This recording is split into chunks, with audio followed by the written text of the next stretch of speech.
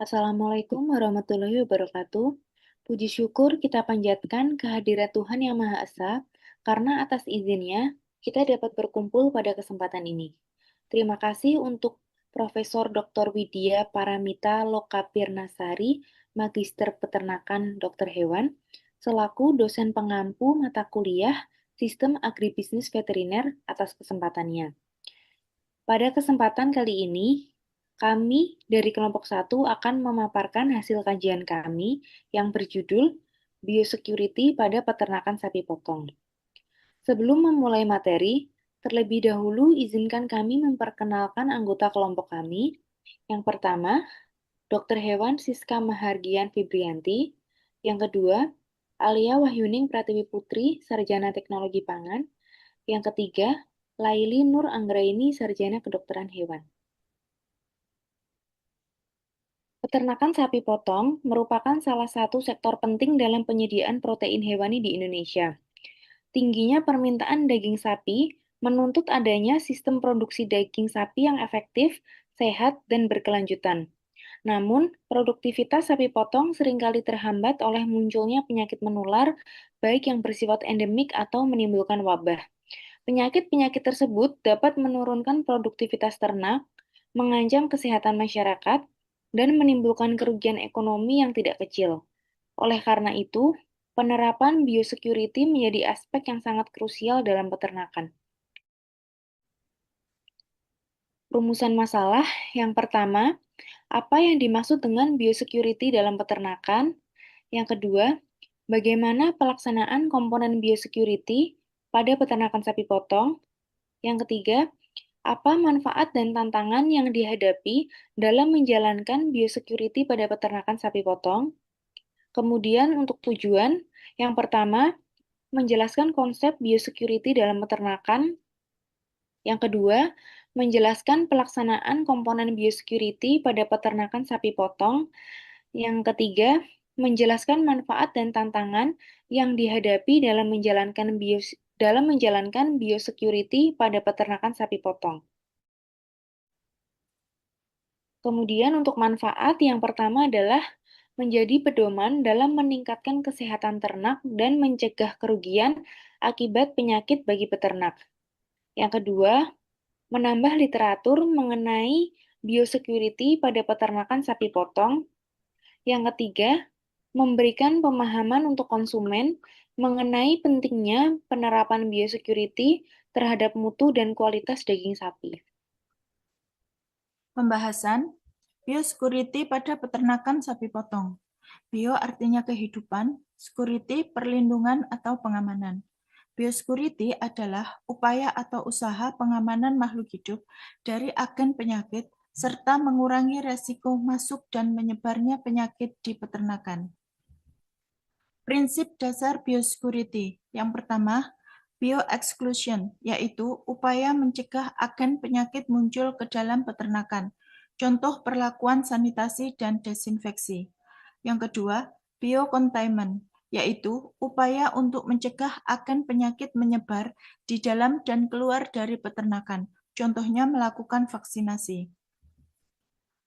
Komponen pelaksanaan biosecurity. Yang pertama, isolasi untuk mencegah dan meminimalkan kontak dan pergerakan antar hewan di dalam peternakan.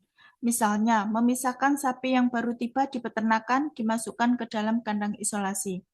Yang kedua, sanitasi, yaitu dengan melakukan pembersihan kering dan basah, serta pemberian desinfektan di area peternakan. Yang ketiga, pembatasan pergerakan lalu lintas orang, hewan, atau barang yang akan keluar masuk area peternakan. Zona biosecurity. Yang pertama, zona merah atau zona kotor, yaitu seluruh area di luar peternakan yang penuh dengan kuman, tempat masuknya orang, kendaraan, dan barang-barang dari luar.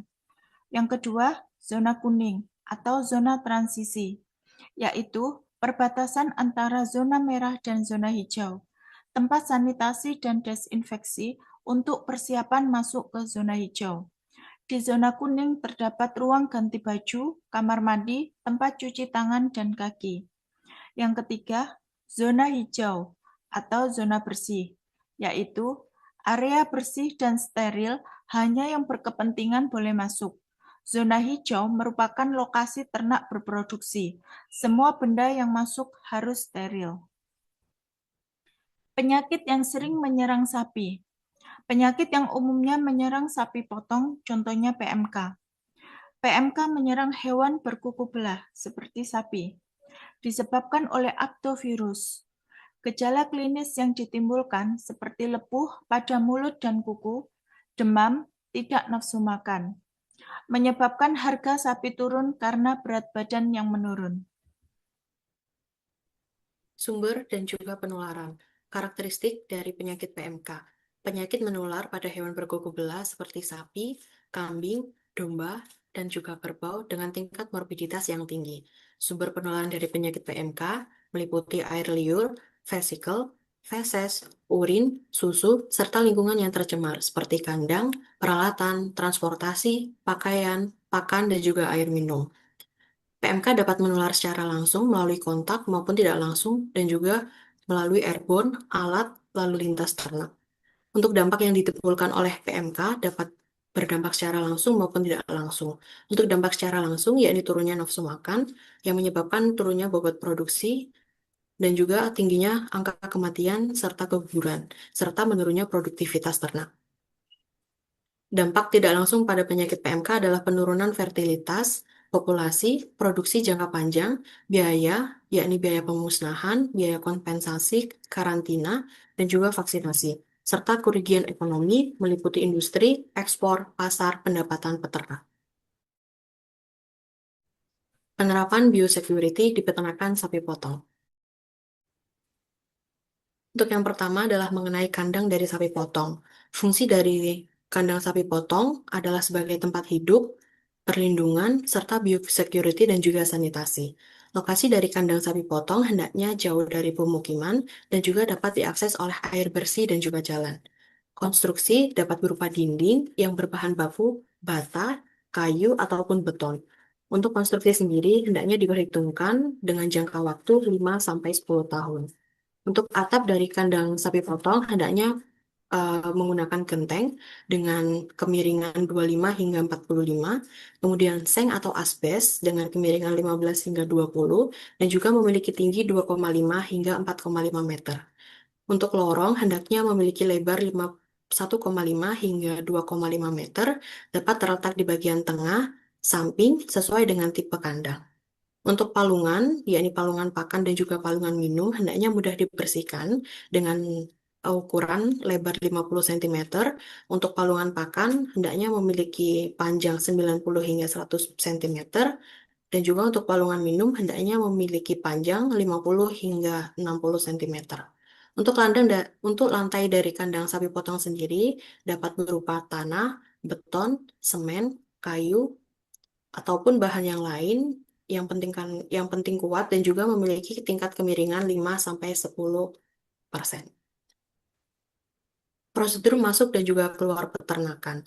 Fungsi dari prosedur keluar dan juga masuk dari peternakan adalah sebagai pencegahan masuk ataupun keluarnya penyakit serta menjamin kesehatan dan juga keamanan ternak. Untuk prosedur masuk peternakan wajib melalui biosecurity gate, kemudian melakukan cuci tangan, foot bath, ganti alas kaki, semprot disinfektan, dan juga peralatan serta kendaraan hendaknya disanitasi. Khusus untuk hewan baru harus dikarantina terlebih dahulu sebelum digabungkan dengan populasi utama. Kemudian untuk prosedur keluar dari kandang peternakan adalah pekerja dan juga kendaraan wajib didisinfeksi. Hal tersebut bertujuan untuk mencegah agen penyakit menyebar keluar. Selanjutnya adalah pembahasan mengenai manajemen pakan. Manajemen pakan diberikan dengan jenis pakan yakni hijauan, meliputi rumput, leguminosa, limbah pertanian, konsentrat dapat berupa ampas tahu, jerami, dan juga bungkil sawit. Tujuan dari diberikannya konsentrat adalah untuk meningkatkan energi serta konsumsi dan juga daya cerna dan juga kompensasi akibat daya cerna hijauan yang memiliki kualitas yang rendah. Untuk masalah tropis sendiri yang sering dihadapi adalah hijauan yang memiliki kualitas rendah, sehingga perlu dilakukan suplementasi konsentrat. Untuk prinsip pemberian dari pakan sendiri hendaknya jumlah dan juga formulasinya sesuai standar kebutuhan. Untuk manajemen pakan sendiri dapat memanfaatkan limbah pertanian. Nah, limbah pertanian tersebut dapat dijadikan sebagai pakan alternatif untuk menekan biaya serta mendukung keberlanjutan. Kemudian, tempat pakan hendaknya memiliki karakteristik yang kuat, higienis, mudah dibersihkan, pada bagian tepinya membulat dan juga dasarnya cekung, sehingga dapat mudah untuk dikosongkan ataupun diisi kembali. Kemudian, untuk pakan dan juga tempat minumnya tadi, hendaknya terpisah dari tempat minum. Pengelolaan limbah. Pengelolaan limbah memiliki potensi yang berkaitan dengan sapi potong tersebut. Untuk potensi yang dapat dihasilkan adalah indukan, penggemukan, limbah yang nantinya akan bersumber sebagai sumber pendapatan dan juga kesejahteraan masyarakat. Untuk produk utamanya yakni protein hewani, kemudian untuk limbah yang dihasilkan dapat berupa limbah padat meliputi feses, sisa pakan, bangkai, isi perut, dan juga buangan padat. Untuk limbah cair yang dihasilkan meliputi urin, cucian kandang, dan juga peralatan. Kemudian untuk limbah gas yang dihasilkan oleh sapi potong meliputi fermentasi feses, respirasi, dan juga dekomposisi yang menghasilkan CH4 dan juga NH3. Untuk pengelolaan limbah, hendaknya menggunakan cara zero waste, yakni memiliki manfaat untuk mengurangi pencemaran, menambah nilai ekonomi, serta mendukung pertanian yang berkelanjutan. Prinsip yang digunakan dalam zero waste ini adalah reduce, reuse, dan juga recycle. Untuk pengelolaannya dapat dijadikan sebagai pupuk organik atau kompos yang berfungsi sebagai memperbaiki kesuburan tanah dan juga mengurangi penggunaan pupuk kimia. Untuk selanjutnya dapat diolah menjadi biogas yang menjadi energi alternatif.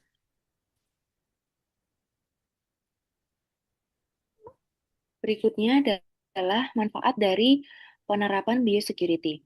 Yang pertama, dapat mencegah penyakit. Mencegah masuk dan menyebarnya penyakit sehingga lebih menghemat biaya pengobatan.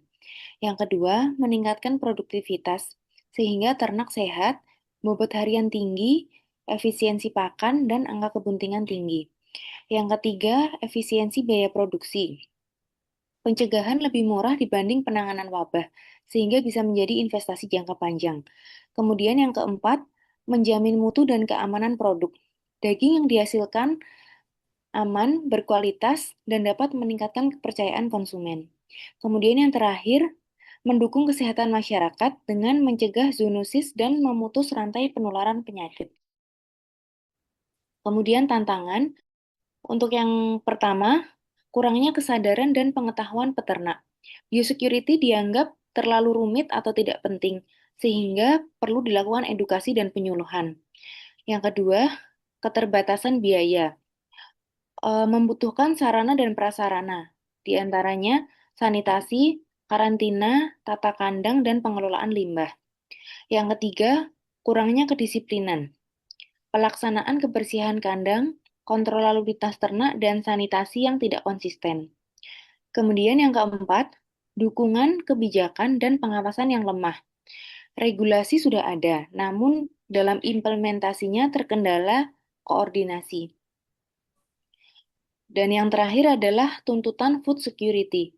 Perlunya sertifikasi produk dan audit kesehatan untuk memenuhi standar.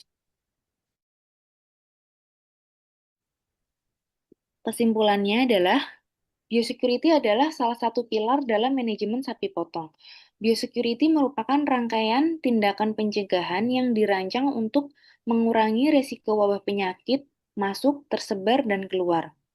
Penerapan biosecurity di peternakan sapi potong yang benar dapat mencegah masuk dan menyebarnya penyakit, meningkatkan produktivitas ternak, mengurangi biaya pengobatan, dan menghasilkan produk pangan yang mutu dan kualitasnya terjamin, serta berperan dalam kesehatan masyarakat dengan menekan resiko zoonosis.